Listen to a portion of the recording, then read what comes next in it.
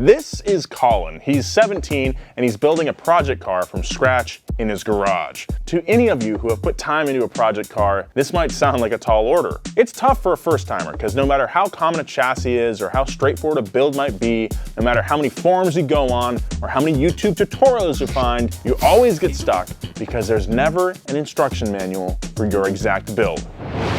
But what if there was? What if you had a step-by-step guide to get from a pile of parts to a running project car?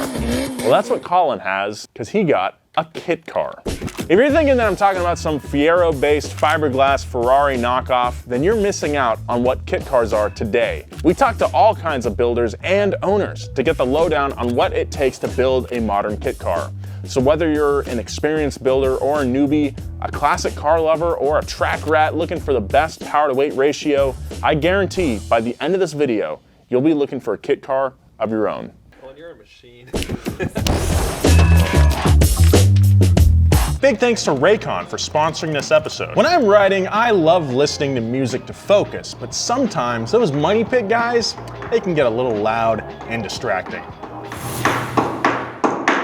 That's why I use my Raycons. They're doing things differently than other brands out there, from the way they're designed to the way they're priced. Personally, I love my everyday E25 earbuds. They give me 6 hours of playtime, seamless Bluetooth pairing, more bass, and a compact design for a comfortable, noise-isolating fit. The best part is Raycon has the same audio quality as other premium brands, but only costs you half the price. They come in a range of fun colors and patterns, and if you don't end up loving them, they even offer a free 45-day return policy. 45 days! If you're trying to take a break from screens but don't want to feel totally unplugged, Raycon wireless earbuds are the best way to bring your favorite content with you everywhere you go. So click the link in the description box or go to buyraycon.com/donut to get 15% off your Raycon purchase today.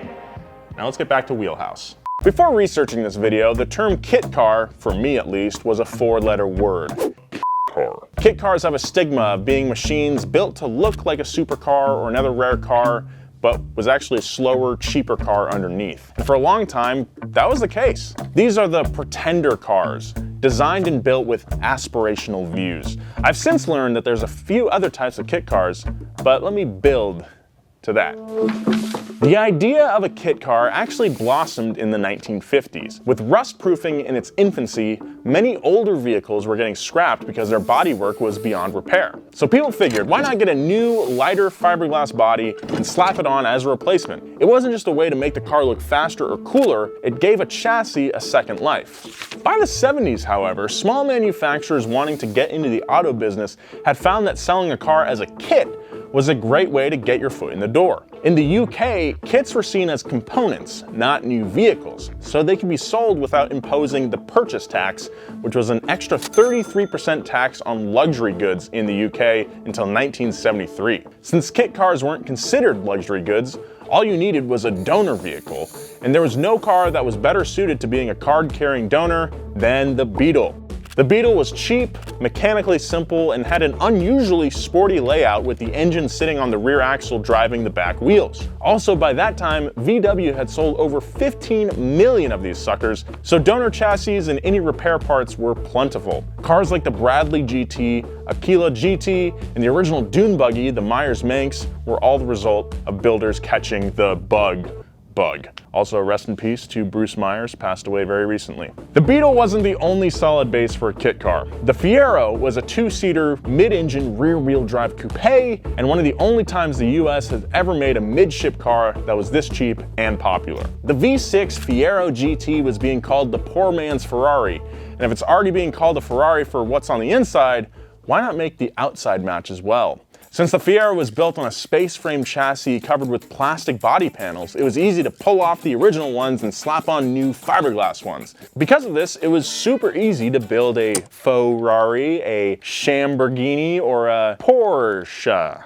Guys, if you love my hilarious car-based jokes, check me out at Chortlefest in Montreal this summer. I'll be doing a Type 5 every night of the festival. Many Fiero-based kits landed somewhere in the uncanny valley of aesthetics. Think of that car drawing you did when you were 12 and your mom was nice enough to put it on the fridge. It's got all the details, but the proportions are just a little off. This is what most people imagine when they think of kit cars. Even though the Fiero made this type of build accessible, it actually backfired because so many poorly constructed kits and unfinished builds gave the words kit cars a bad reputation.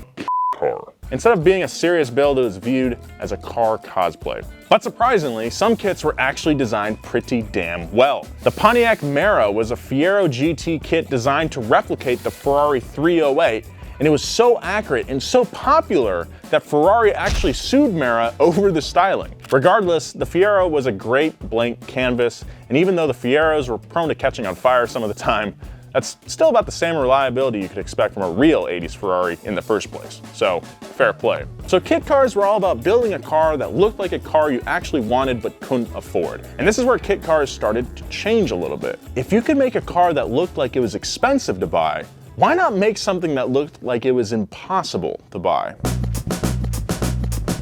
If you've ever seen a Ford GT40 at a car show or Cars and Coffee, I can almost guarantee that it wasn't an actual GT40. I'm sorry, that picture you sent to your grandma, it was a lie. Since the legendary Le Mans wins of the 1960s, the tiny Ferrari killer has been a dream car for many people in the US. But getting an actual GT40 is a tall order since less than 100 of them were built, and they regularly sell at auction for as much as $10 million.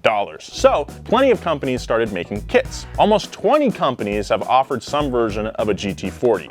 All of a sudden, this car went from way out of reach to a legitimate possibility. And because the kits for such a rare, expensive, and storied cars were available, you actually see the GT40 randomly pop up in movies. You got Velvet Buzzsaw, The Man from U.N.C.L.E., John Wick, The Punisher, Crazy Rich Asians, Fast Five, just to name a few. All those GT40s and Ford vs Ferrari, those were kit cars that you could build yourself as well. Factory 5 Racing, who became famous for their AC Cobra replicas, started producing a Shelby Daytona Coupe replica that can be built with the 5.0-liter Coyote engine or a 351 Windsor.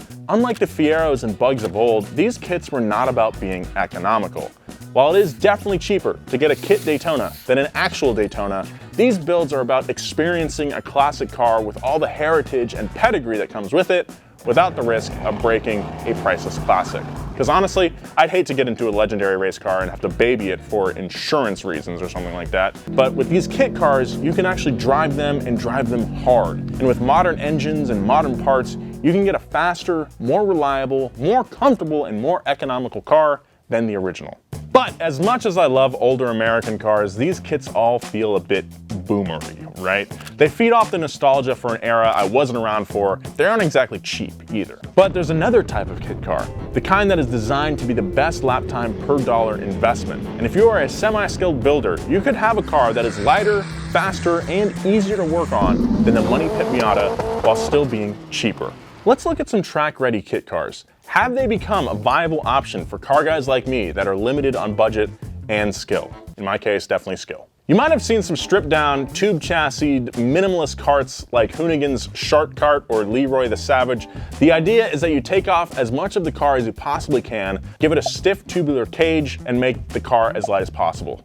Even though the idea of track carts has gotten bigger in recent years, it's an old concept. Lotus offered a stripped-down track-minded kit car as early as 1957. The Lotus 7 was an open-wheel two-seater that could be bought from the factory as a completed car or as a slightly cheaper kit. Its lightweight made it a chuckable little track wagon. Try saying that 5 times fast. And the formula has barely changed. In 1974, the production of the Lotus 7 was taken over by Caterham, and today Caterham is a fully fledged manufacturer that still sells kits based on the Lotus 7 design. If you're looking for something a little more of this century, kit cars have still got you covered, and these might be some of the best bang for your buck options out there. Seriously, check this out. To keep costs down and parts easy to source, the donor car idea hasn't gone away. Take a look at the DF Goblin. James talked about this a few weeks ago. It uses a Chevy Cobalt as a donor, and it turns it into a mid-engined, open-wheel, lightweight monster. The average build ends up being under 1,600 pounds, which is almost half the weight as the original car. The kit is also designed to be as straightforward a build as possible. There's no welding and no metal cutting required. If you're being particularly thrifty, you could build this thing and get it on the road for under $10,000, and that includes all the tools you need, but you'd really have to plan it out. I would not expect that to be the norm. okay? If you built this with the supercharged Cobalt SS as your donor, you'd have a Chevy with a better power to weight ratio than the Z51 Corvette. And it would also be mid-engine. That's right, you heard me. These things relocate the engine for the most fun possible. It does actually sound pretty sick. I want to drive Justin's car now. The Factory 5 818 uses a 2000 Subaru Impreza as the donor. The engine, trans, suspension, and brakes from the Subaru get dropped into the 818 for a mid-engined rear-wheel drive car. You basically got a Porsche Cayman that can be finished for under 15K, or at least that's what the brochure says. Can these cars really be built for as cheap as they say? How good of a builder do you actually need to be? What about the hidden costs like tools, paint, and other specialty processes? We've been building the hype pretty hard, but now it's time for a reality check. The thing about reality, it always gets checked. Reality check. Life's not fair.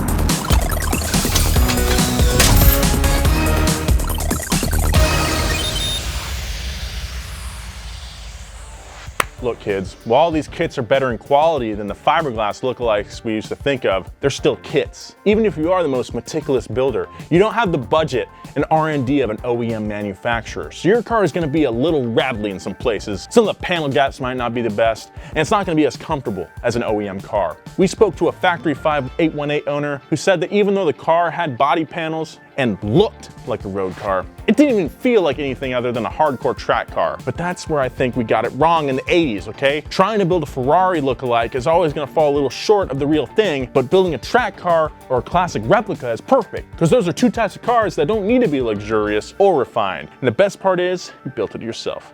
And that's the reality, man. You've just been checked.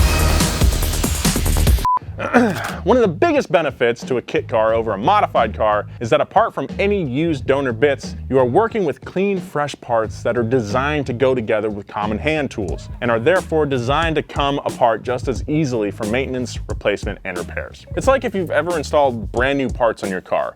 The old road-worn, grimy ones are a pain to get out, but the new ones slide in super easily. Imagine if your whole car was like that. One of the builders we spoke to said that the best part about working on kit cars over his classic cars is that he could work on his kit car for a bit between dinner and bed without getting so greasy he needed to shower. A good portion of the kit assembly is more like building IKEA furniture than it is being a mechanic. You just gotta follow the steps. Not all kits are the same though. Kits like the Goblin and the X-Motive Exo set are designed to be entry level and can be completed with about 250 hours of work. But then there are kits like the one Cam Ty built. His car is an SLC from Superlite Cars and it took about 2,500 hours to complete. Clearly this particular kit is not for first timers, but Cam's road legal LS3 powered spaceship was worth the labor.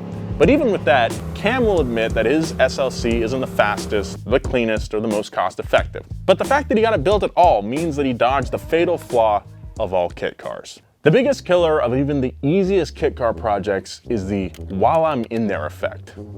Let me explain. If you want to upgrade something on your regular project car, let's say a new clutch, you drop the transmission and get to work. But while you're in there, you might as well do a new rear main seal, right? And that trans mount can be upgraded. And since you had to disconnect the exhaust anyway, you might as well put a cat back on there while you're in there. And pretty soon this one job snowballs into 6. Now imagine if that could happen with almost every single part. You could install the OEM calipers from the donor car, or you could get the Wilwood Big Brake Kit. I think a lot of times the thing that keeps us in check when working on an already running project car, especially a first project car, is that upgrading a part is a 2-step process. You've got to take off the old part and put on the new one. But with a kit car, you're gonna have to put on all the parts anyway, so why not put on the best ones possible? Well, money is why not. And because of this, many kit cars end up sitting waiting for parts that will never come because the builder doesn't want to put on the cheaper part because it's not any easier. Which kind of brings me to the second problem with kit car projects.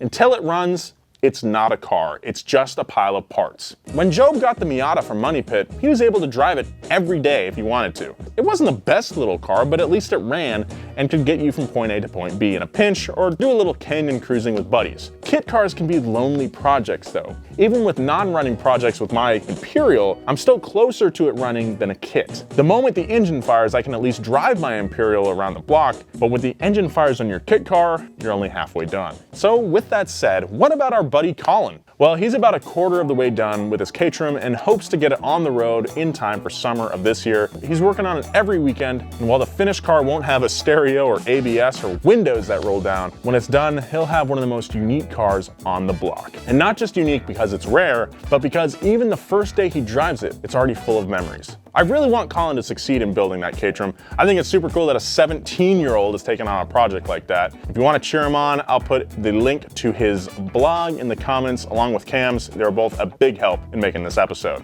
As for kit cars overall, I don't think they're the cheapest option, and they certainly aren't an easy first project. But if you're the kind of person that was already looking at spending over 10 grand on a build or project, and you want something unique that gets the most bang for your buck, and if you got the space and time to build one, I'd say that kit cars have become a solid option. You get to work with nice clean parts, straightforward instructions, and you end up with a car that you know inside and out. That's actually extremely important. You can easily diagnose issues because you know how it goes together. And if you're not totally convinced yet, just think about where kit cars will be in 15 years. What about electric motors and 3D printing? What will that bring to kit car building? I think it's safe to say that we all want to see more of these things on the road, and hopefully after watching this video, some of you might actually do it. Let me know what you would build down in the comments. Did I convince you? I think kit cars have really obviously come a long way, and it's pretty exciting actually. Shout out to our boy Justin Reed for letting us use his Goblin footage. Check out all the builds and blogs of the guys that let us show off their projects. I'll link them all in the description down below. If you want to know more about the Fiero or the Bug, check out these videos, and be kind, take care of each other. I'll see you next time.